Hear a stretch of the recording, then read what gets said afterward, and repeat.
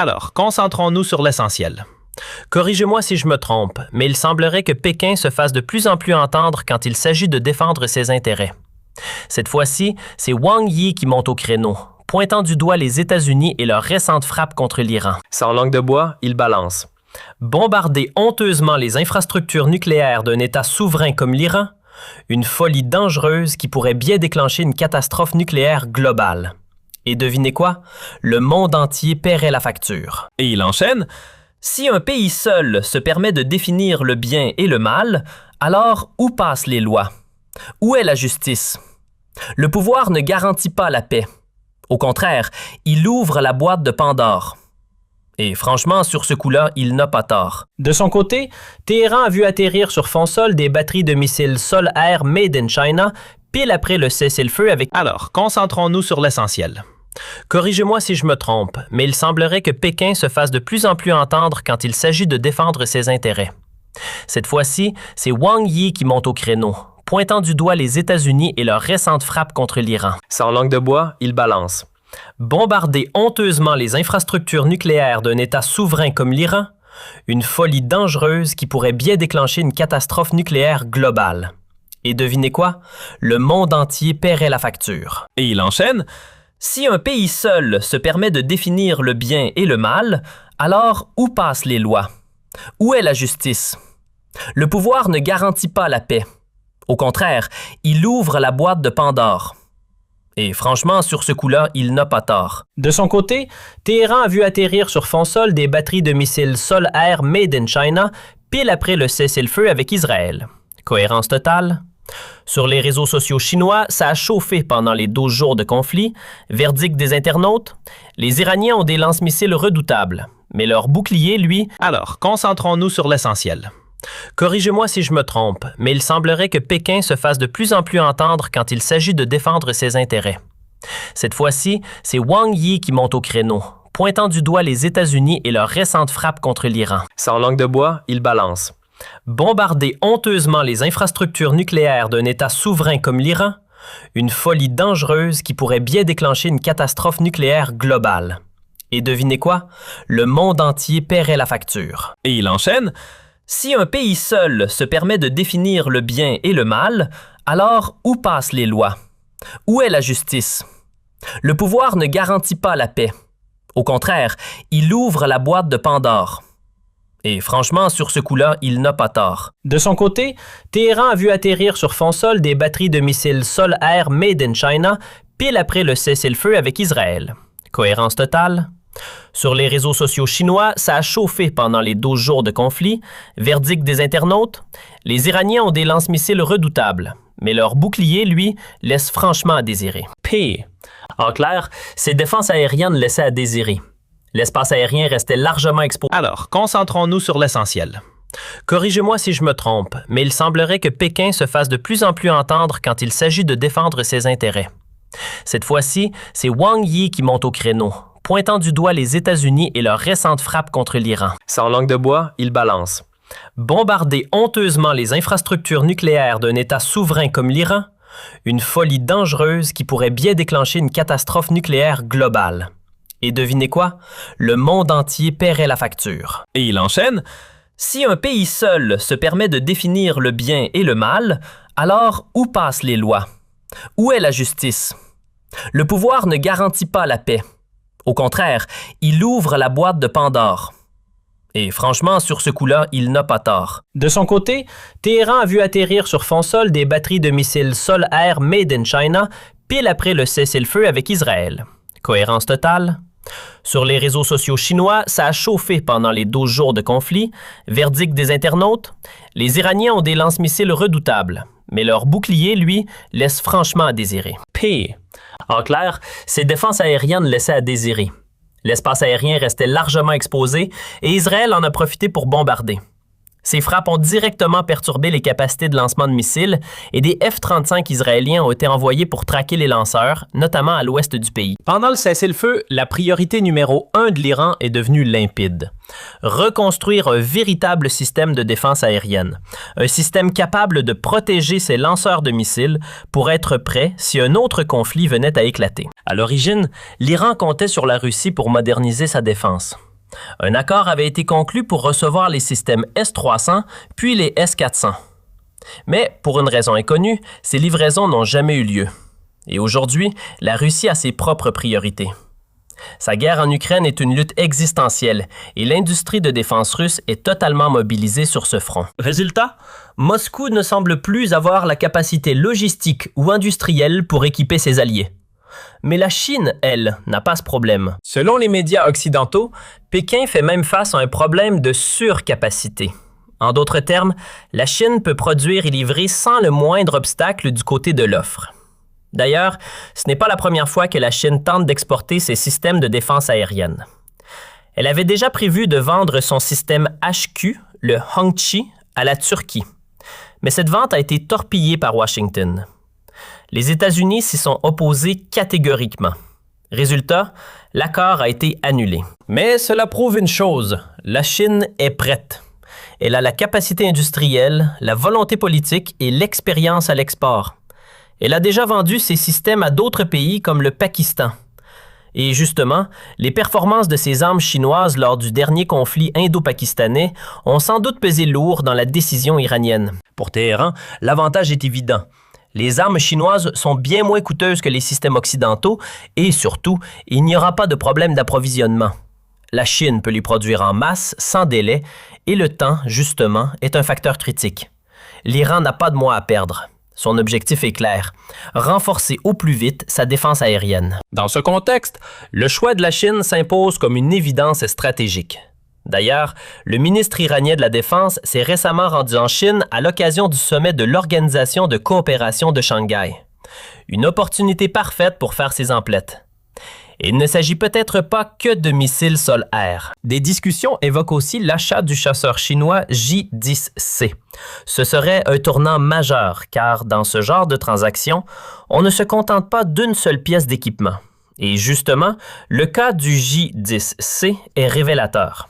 Sa performance, notamment lors du conflit entre le Pakistan et l'Inde, n'est pas uniquement liée à l'avion lui-même, ni même à ses missiles PL-15. Ce qui a fait la différence, c'est le système dans son ensemble. Le Pakistan avait parfaitement intégré tous les éléments. Des avions, des missiles et surtout des avions radars, les AWACS, capables de détecter les cibles indiennes à très longue distance. Grâce aux liaisons de données, ces AWACS transmettaient directement les informations au J-10C, qui pouvaient tirer sans même activer leur propre radar. Résultat, les pilotes pakistanais pouvaient tirer leurs missiles PL-15 bien au-delà de la portée visuelle sans jamais repérer l'ennemi à l'œil nu. Les avions ne se voyaient même pas. Tout se jouait via les radars et les liaisons numériques. Et si l'Iran choisit d'acheter des avions de chasse ou des systèmes de défense chinois, il devra lui aussi investir dans une architecture complète. Car aujourd'hui, la guerre moderne ne repose plus sur un seul avion ou un seul missile, mais sur une intégration technologique totale. Et sur ce point, l'Iran est déjà en train de basculer. Elle a abandonné le GPS américain pour adopter le système de navigation par satellite chinois Beidou. Un choix stratégique et prudent, parce qu'en cas de conflit, Washington pourrait tout simplement couper l'accès au GPS. Quant à Starlink, inutile d'y penser. En 2024 déjà, l'Iran avait officialisé sa transition vers Beidou, et ce détail change tout. Cela signifie que durant les derniers affrontements, les missiles iraniens visant Tel Aviv étaient guidés par les satellites chinois. Et cette intégration technologique avec Beidou facilite désormais la reconstruction du système de défense aérienne iranien, car tous les nouveaux équipements chinois, qu'il s'agisse de chasseurs ou de batteries sol-air, sont conçus pour fonctionner avec ce réseau satellitaire. En réalité, cette compatibilité renforce l'axe Pékin-Téhéran et, par extension, consolide encore davantage l'alliance stratégique entre l'Iran, la Chine et la Russie. Car une vente d'armes, ce n'est jamais un simple échange commercial. C'est un engagement de long terme. Il faut former les pilotes, envoyer des techniciens au sol, assurer la maintenance, et tout cela exige des échanges humains et militaires réguliers.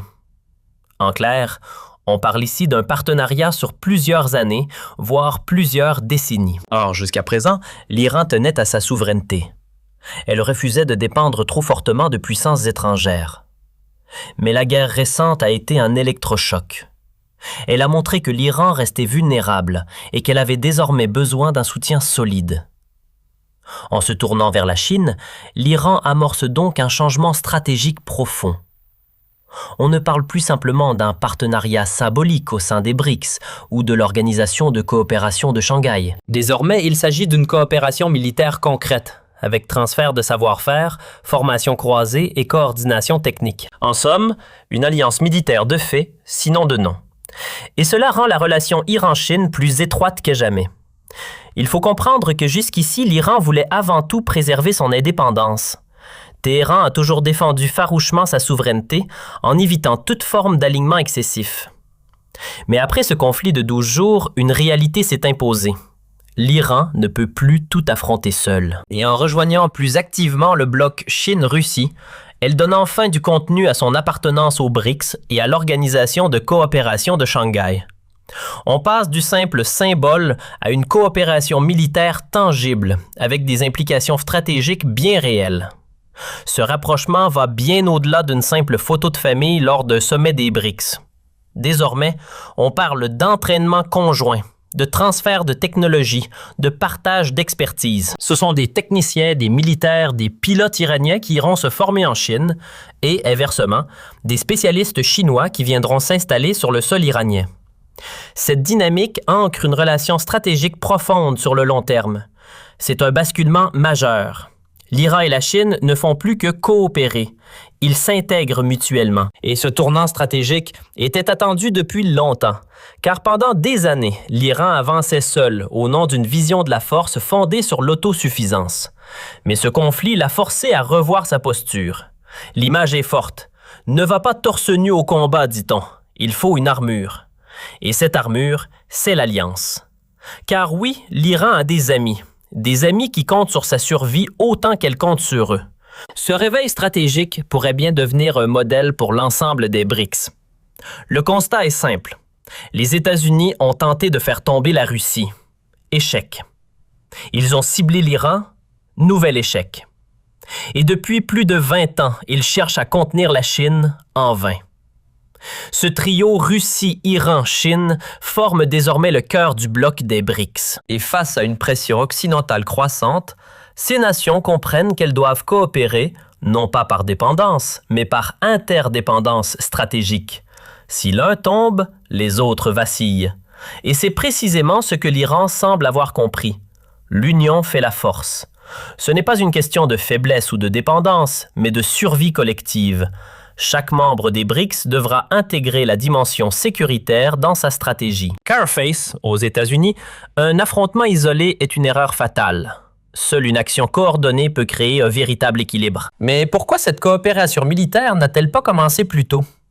La réponse tient en un mot: embargo. L'interdiction internationale de vendre des armes à l'Iran n'a été levée qu'en octobre 2020. Autrement dit, il y a à peine 4 ans. Et même avec un contrat signé dès demain, il faudrait encore des années pour intégrer de nouveaux systèmes, former les équipes et rendre tout cela opérationnel. Installer un système d'armement moderne, ce n'est pas appuyer sur un bouton. Il faut des années de formation, d'ajustement technique, de coordination. Même si l'Iran achète aujourd'hui des armes chinoises, il faudra du temps pour que tout soit pleinement opérationnel. Rien ne sera immédiat. Mais malgré cela, la dynamique est clairement positive.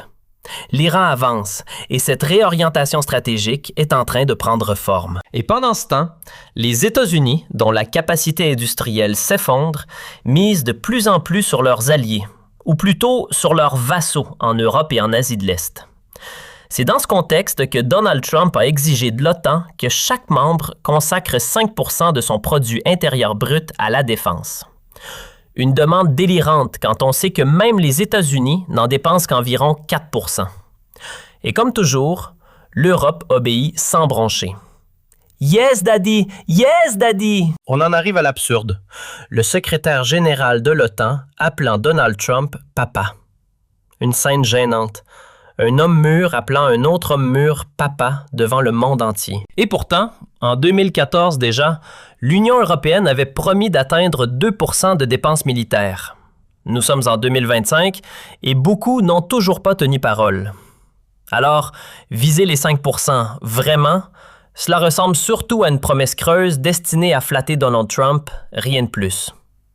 Et même si certains acceptent ce chiffre, personne ne sait quand, ni même si cet objectif sera atteint. L'économie européenne est en ruine, alors peut-être espère-t-on relancer la machine par le militarisme.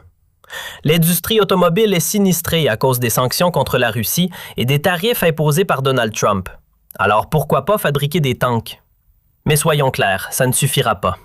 Non, ça ne fonctionnera pas. Et tout cela révèle une double illusion. Les États-Unis se croient plus malins qu'ils ne le sont vraiment, et l'Europe, elle, se contente de dire à Donald Trump ce qu'il veut entendre simplement pour éviter sa colère. Mais derrière cette soumission se cache un calcul bien plus cynique. Donald Trump exige des Européens qu'ils achètent des armes américaines, des armes surévaluées à des prix exorbitants. C'est ça le véritable objectif derrière cette exigence de 5% du produit intérieur brut. Garantir des débouchés à l'industrie militaire américaine. Donald Trump sait que, malgré ses discours sur le fardeau russe, l'Europe n'est pas capable d'y faire face seule. Mais il sait aussi que les armements achetés viendront des États-Unis, donc pour lui, c'est tout bénéfice. Ils achètent du gaz américain à prix d'or, des armes hors de prix, double jackpot. Et pour couronner le tout, il parle d'un plan sur 10 ans. 10 ans. Donald Trump sera peut-être loin d'ici là, ou en tout cas loin de la Maison-Blanche. Alors que gagne-t-il vraiment? Rien de concret, juste un mot. L'héritage. Il veut qu'on se souvienne de lui comme l'homme de la paix, celui qui a mis fin aux guerres, imposé le respect et laissé son empreinte coûte que coûte. Il faut dire que Donald Trump est un nationaliste américain pur jus. Dès les années 1980, il dénonçait déjà l'Europe comme un parasite vivant au crochet des États-Unis.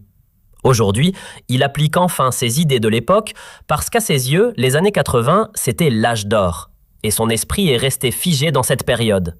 Il ne s'est jamais vraiment renouvelé. Il applique simplement, avec retard, ce qu'il pensait déjà à son apogée. Et ce discours du passager clandestin revient en boucle. Pour Donald Trump, l'Europe vit au crochet de l'Amérique, elle profite sans rien donner en retour. Mais c'est une inversion cynique car, en vérité, les États-Unis ont toujours voulu cette dépendance. Elle leur offrait un levier de contrôle sur le continent. Et Donald Trump retourne ce rapport à son avantage. Vous nous exploitez, alors que tout était fait pour qu'il puisse dominer. Et en même temps qu'il reproche à l'Europe de profiter des États-Unis, Donald Trump exige que le Danemark dépense 5% de son produit intérieur brut pour se défendre contre la Russie, tout en tentant de récupérer 98% du territoire danois avec un accord militaire. Puis, quand Copenhague obéit, il la traite de passager clandestin. Un cercle vicieux où l'absurdité politique devient routine. Et que dire de l'Iran dans tout ça? Ce qui s'est produit récemment illustre parfaitement la stratégie de Donald Trump. Une frappe symbolique, théâtrale pour sauver Israël, puis mission accomplie exactement comme prévu. Mais ce geste cache une réalité. Les États-Unis veulent toujours renverser le régime iranien. C'est leur objectif stratégique depuis des années. Mais même Donald Trump semble avoir compris que cet objectif n'est plus réaliste. Car dès que les missiles ont commencé à pleuvoir, quelque chose a changé en Iran. Le peuple, même les plus libéraux, s'est rassemblé autour du drapeau. Et aujourd'hui, même ceux qui critiquaient le régime réclament la bombe. Un scénario à la libyenne est donc exclu. Impossible de faire tomber le pouvoir à coups de bombe et d'opposants parachutés. Il faudrait une invasion terrestre, et ça, ni Israël ni les États-Unis ne sont prêts à l'assumer. Israël n'enverra jamais de troupes au sol. Ce serait donc aux États-Unis d'y aller. Mais après l'Irak, l'idée d'une nouvelle guerre terrestre est profondément impopulaire. Donald Trump en est conscient. C'est pourquoi il a opté pour une frappe légère, presque annoncée à l'avance. Il a même prévenu l'Iran pour éviter toute riposte. Mais l'Iran a quand même répondu, tout en prévenant aussi les Américains pour éviter l'escalade. Donald Trump voulait l'équation parfaite. Frapper, mais sans provoquer. Préserver l'honneur, éviter l'escalade et satisfaire Netanyahou. Regardez, j'ai frappé. Mission accomplie. Prix Nobel, s'il vous plaît. Mais pendant ce temps, Netanyahou était à Washington en quête de plus. Plus de frappes, plus d'engagement, plus de soutien. Car ce n'est pas la dissuasion qui l'intéresse, c'est l'escalade. C'est là que la dissonance apparaît. Entre les États-Unis et l'Iran, il existe une forme de dissuasion mutuelle, une ligne rouge tacite. Mais entre Israël et l'Iran, cette retenue n'existe pas. Et malgré l'échec de l'opération, Netanyahou insiste, il faut continuer. Il cherche à obtenir un feu vert américain pour frapper encore, dans l'espoir que si les choses tournent mal, Washington viendra une fois de plus sauver Israël. Donald Trump, lui, voulait passer à autre chose, claquer la porte du dossier iranien, proclamer la victoire et se concentrer sur l'expulsion des migrants de Los Angeles. Mais Netanyahou, lui, a besoin de rester en guerre. Il sait que s'il redevient un premier ministre ordinaire, il devra répondre de ses affaires de corruption devant la justice. Son salut politique dépend de la guerre, d'où son acharnement à élargir le conflit, quitte à y entraîner tout le Moyen-Orient. Après Gaza, il a visé le Liban, puis l'Iran. Une fuite en avant stratégique pour rester l'homme de la guerre et éviter la prison. Mais il a fini par comprendre une chose. Les États-Unis ne suivraient pas aveuglément. Quand Tel Aviv